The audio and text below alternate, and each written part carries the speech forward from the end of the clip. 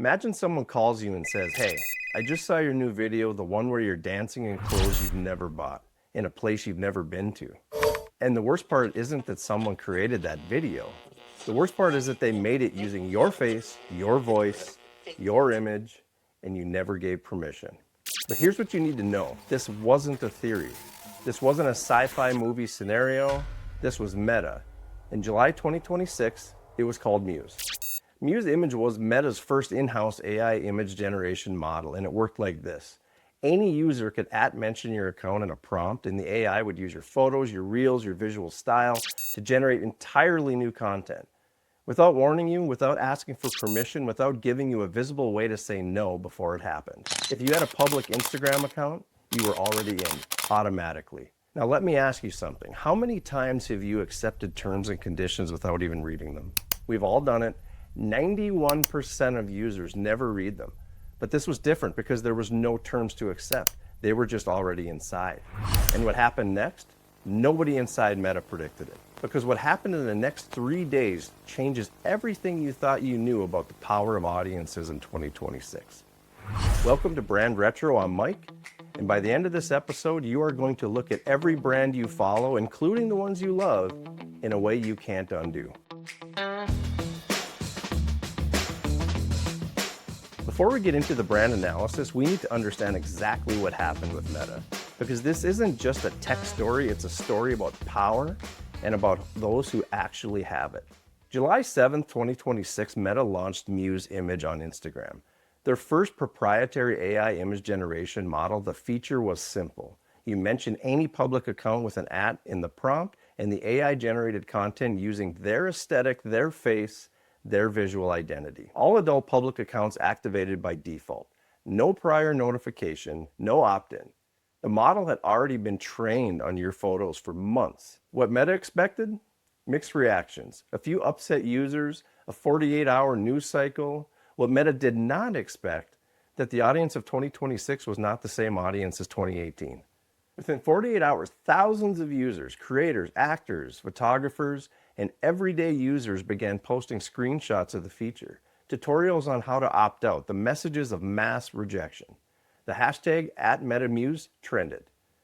SAG-AFTRA, the most powerful actors union in Hollywood, issued a public statement calling it an utter miscalculation of public sentiment regarding the dangers of non-consensual digital replicas.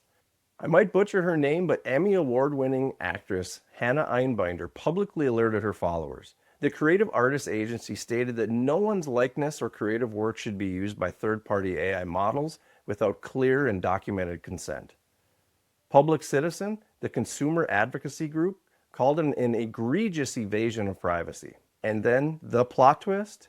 July 10th, 2026, 3 days after launch, Meta used a statement that nobody in their boardrooms had planned to write. Muse Image on Instagram is being discontinued. 3 days, not weeks, not a quarter of regulatory pressure. 3 days of public pushback. And one of the most powerful companies on the planet had to reverse course. If Meta, with all its legal power, its army of lawyers, and its business models built on using your data, had to cancel a feature in 3 days, what does that say about the power your audience holds right now? That is exactly what we are going to explore right now. Let me draw a very fast historical line. In 2005, you uploaded a photo to MySpace. In 2010, you liked a photo on Facebook. In 2015, you shared a meme on WhatsApp. In 2020, you made a TikTok. In 2026, your audience doesn't just consume.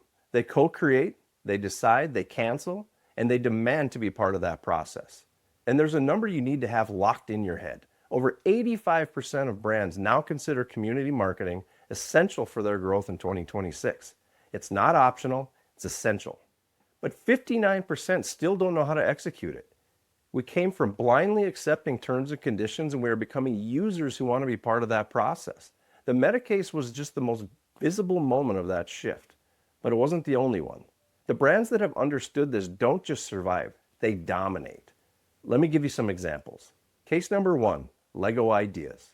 Lego let its fans submit designs for new sets. If a design reached 10,000 community votes, it enters formal reviews for commercial production. The result?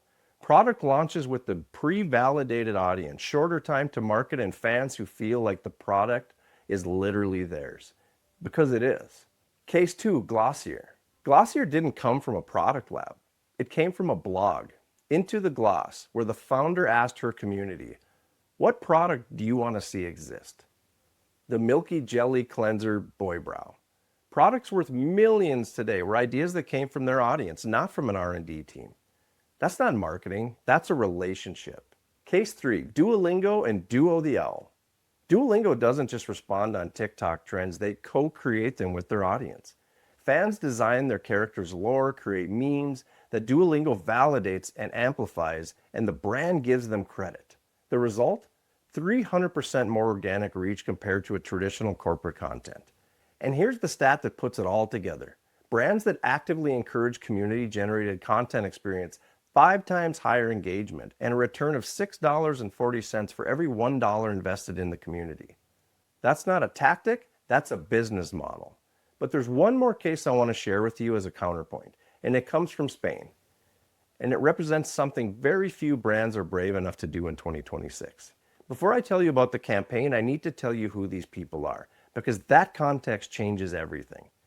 In 2019, 2 19-year-old kids in Spain, Bruno Casanovas and Alex Benlock, decided to start a clothing brand. They met online, they lived in different cities, they had zero experience in fashion, and they started with 300 euros each, 600 euros total. They didn't have a manufacturer, they didn't have a studio, they didn't have investors. What they had was a clear conviction. They were not going to build a clothing brand. They were going to build a community for people who preferred to create things rather than passively consume them. By artists, for artists. That was the idea. That was the whole thing. The plot twist? What 600 euros became fast forward in 2023? The Nude project reports nearly $30 million in annual revenue. They have over 1.5 million followers across their platforms. They have stores in Madrid, Barcelona, Valencia, and Milan. They have done collaborations with Raúl Alejandro, Quevedo, and Madonna. The Nude project built their entire brand on something that sounds almost irrational in 2026. They decided that 90% of their content would not be about selling. Memes, behind-the-scenes chaos, podcast clips, raw moments of the founders falling, arguing, figuring things out in real time. They documented the mess of building a company instead of the polished version of it. They ran events, a mansion in Ibiza, a chateau in the Alps, where their community didn't feel like customers. They felt like they were part of something. And when you tapped an NFC card in one of their physical stores, you didn't get a discount coupon. You unlocked a secret spot in the city, a hidden experience, something that only someone in their community would know about. This wasn't a response to a trend. This was a deliberate philosophy. The more digital and synthetic the world gets, the more people crave the tactile, the imperfect, the real. And the Nude project understood that before it ever became a buzzword. So now, April 28th, 2025, Spain experiences a massive nationwide blackout. No electricity, no cell signal, no Wi-Fi, hours of complete digital silence. For most brands, panic. Cancel the campaigns, wait for the Wi-Fi to come back. So Bruno and Alex, the 2 kids that built a company from a bedroom, that day played their cards. They played beach volleyball. They listened to the radio, and instead of waiting for the internet to come back, they paid attention to something the algorithm never would have surfaced. People weren't frustrated by the silence. They were relieved by it. What people needed wasn't more content. It was permission to be bored. And from that observation, the Art of Boredom was born. The campaign launched in May of 2025. No AI-generated imagery, no influencer-paid posts, no algorithms, no optimization. Just analog photographs shot on film by photographer Pepe Herreros of people playing music in the streets, listening to vintage radios, having actual face-to-face conversations. The collection, linen sets, Bermudas, oversized shirts, pieces designed, as they put it, for unhurried days. The campaign became a cultural reference almost immediately. Press picked it up, the community shared it organically, not because it was perfectly targeted, because it was honest. Because it named something people were actually already feeling but hadn't been given the language for yet. The art of being bored, the luxury of disconnecting. Now, I want you to hold both of these stories in your head at the same time. On one side, Meta, a company with a market cap in the trillions, an army of engineers, the most sophisticated AI on the planet, and what did they do with all that? They reached into your account without asking and said, we're going to use your face now. On the other side, two 19-year-olds with 600 euros and a shared conviction. And what did they do? They watched what their audience was living through, they listened before they built, and they asked before they created. The Nude project didn't have Meta's resources. They had something Meta didn't. They had a real relationship with their community. And in 2026, that is the most valuable asset a brand can have. What do Meta and the Nude project have in common in this story? Both made a decision about their audience. The difference is one decided for them and the other decided with them. What we learned from the Meta case is that in 2026, audiences have a muscle they didn't have before. The muscle is to say no, and to make that no have real consequences.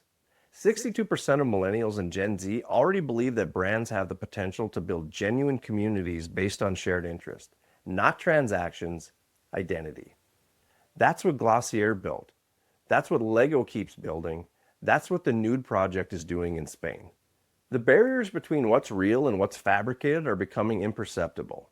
Bot followers, virtual influencers, AI-generated testimonials. In a world where everything can be manufactured, luxury is no longer what you can show. Luxury is the experience you make for people. And here's the most powerful thing I want you to take from all of this. The audience just doesn't cancel brands that get it wrong. They also reward massively the ones brave enough to build with them. That is the new social contract between brands and communities in 2026. The question I want you to ask yourself before this episode ends is, does your brand decide for its audience or with them? Because in 2026, that difference is the difference between a launch that lasts 3 days and a community that lasts decades. Before I give you this week's task, if anything we talked about today made you think differently about your brand, I want to ask you to do one very specific thing. Subscribe. Hit the bell if you're on YouTube, because every week on Brand Retro, we do exactly this. We take what's happening in the world of brands, we break it down, and we give you ideas of what you could actually do with it. Not theory, real strategy. And if you're an audio person, find us on Spotify or Apple Podcasts, search Brand Retro, and subscribe there too. Every episode is a different lesson on the brands and the leaders who refuse to fake it and won because of it. Now, here are this week's tasks. And I mean literally this week, not sometime, this week. Audit your last campaign or piece of content. Ask yourself this: at what point in this process did I consult or involve my audience? If your answer is nowhere, that's the crack where you're losing relevance. This week, choose one content decision, even just a topic of your next post, and ask your community what they want to see. A poll in stories, a question box, a pinned comment, whatever it is. Identify one cultural frustration or need that your audience is living through right now. Not about your product, about their life. It could be digital burnout, the need to disconnect, the exhaustion from perfect content, and ask yourself, how can my brand give that name and build something with them? That is the brief for your next campaign. Now, there's one more task, but this one is for you. Whoever's watching this right now, and I'm saving it till the end, because I want you to stay here until the last second so you get it. This week, go into your Instagram privacy settings, not to find anything specific, but to practice the act of actively reviewing what you are allowing. Because if the Meta case taught us anything, it's that digital privacy is not something you delegate. It's something you manage. Your face, your content, your digital identity. They're yours, but only if you actively protect them. So the next time someone asks you to read the terms and conditions, the answer shouldn't be no. That's all for today. I'm Mike. Subscribe, share this with someone who needs to hear it, and I'll see you on the next Brand Retro.